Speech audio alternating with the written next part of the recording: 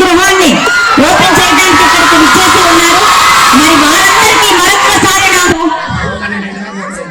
Doctor BR Ambedkar గారి చిత్రపటానికి ఇప్పుడు ఇంతమంది పెద్దలు ఇక్కడ ల్యాంప్ ని లైటన్ చేసి మరి వారికి మంచి బ్లెస్సింగ్స్ ని అందిస్తున్నారు. వారందరికీ కూడా మరొక్కసారి కరతాళ ధ్వనులతో వెల్కమ్ చెప్పవలసిందిగా కోరుతున్నాము. ఇప్పుడు అందరికీ ధన్యవాదాలు. గౌరవ అంబేద్కర్ గారికి కూడా ఇప్పుడు, అలాగే మన మంత్రివర్యులు వీరాంజనేయ స్వామి గారు, అలాగే మరి మన పల్నాడు జిల్లా ఇన్ఛార్జ్ మంత్రి గారైన గొట్టిపాటి రవికుమార్ గారు అందరూ కూడా అంబేద్కర్ చిత్రపటానికి పూలమాలని తో సత్కరించారు. వారందరికీ కూడా హృదయపూర్వక ధన్యవాదాలు. మళ్ళీ ఆ రోజు ఫౌండేషన్ చేసినటువంటి శాసనసభ్యులు ఈ రోజు ఈ కార్యక్రమానికి సభాధ్యక్షుడు ప్రారంభించడం అనేది ఒక మంచి పరిణామం. కానీ మంచితో పాటు 5 ఏళ్ళు చెడు కూడా ఉంది.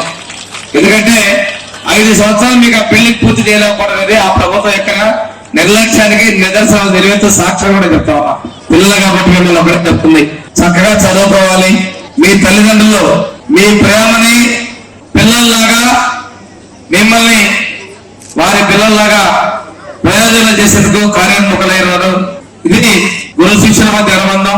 ఆనాడు అన్న ఎన్టీ రామారావు గారు ఈ రాష్ట్రంలో ఇటువంటి గురుకులాలు పాత రోజుల్లో ఈ దగ్గర శానిటేషన్ సెక్యూరిటీ బలహీనంగా ఉంది. ఎంత ఇంపార్టెంట్ ఉన్న స్టూడెంట్స్ కి ఉన్న విద్యార్థులకి మంచి వసతులు అన్ని కల్పించడం కూడా అంతే ఇంపార్టెంట్. దాంట్లో భాగంగానే ఈరోజు ఈ హాస్టల్ అనేది ఇక్కడ మీకు ఏర్పాటు చేయడం జరుగుతూ ఉంది. ఇప్పటిదాకా అడిగితే చెప్తా ఉన్నాం, ఈ క్లాస్ రూమ్ హాస్టల్ రూమ్ రెండు ఒకటే తీరాక మేము వాడుకుంటా ఉన్నాం అని మీ ప్రిన్సిపల్ గారు చెప్పడం జరిగింది. కొద్దిగా ఇబ్బందికరమైన విషయం, చదువుకునే చోట పడుకోవటం అనేది చాలా ఇబ్బందిగా ఉంటుంది. అలా కాకుండా సపరేట్ గా ఈరోజు ఈ హాస్టల్ అనేది ఏర్పాటు చేయడం అనేది, కట్టుకోవడం అనేది, ఓపెన్ చేసుకోవడం అనేది మంచిది.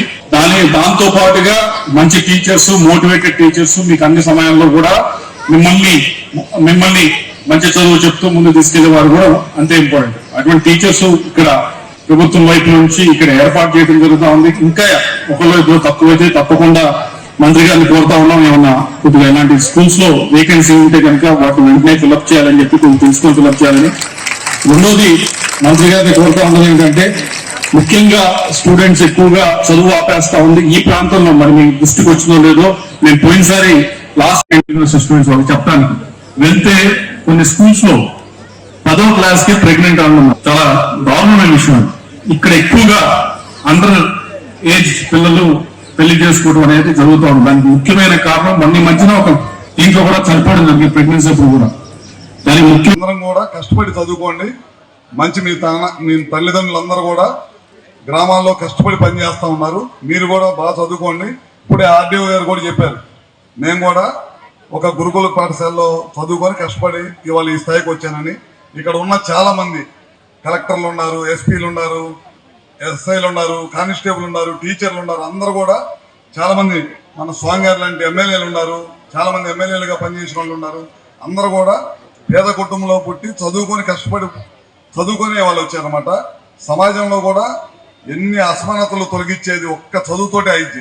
తల్లిదండ్రులు డబ్బులు ఇస్తే జీవితంలో చివరిదాకా మన దగ్గర ఉంటాయో ఉండవో చెప్పలేను, కానీ చదివిస్తే అమ్మలు 2 విషయాలు.